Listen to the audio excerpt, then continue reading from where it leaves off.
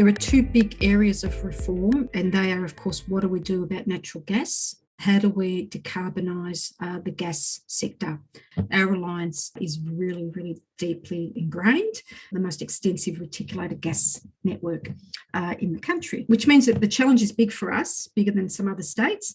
But nevertheless, if you're not dealing with the challenges, then you're actually not dealing with climate change. So we're developing a gas substitution roadmap, and there are about 3 or 4 prongs to that, and more will be said on that in the coming months.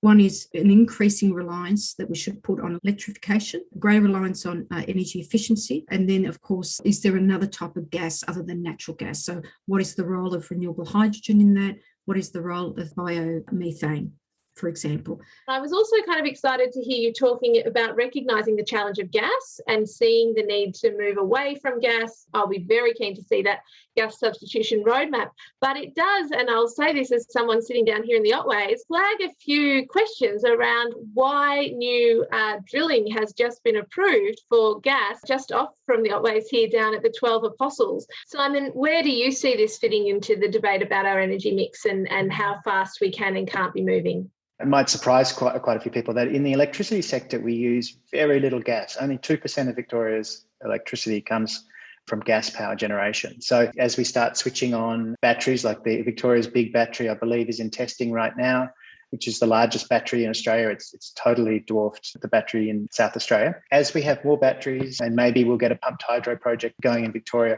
we'll start seeing even that 2% will come down significantly.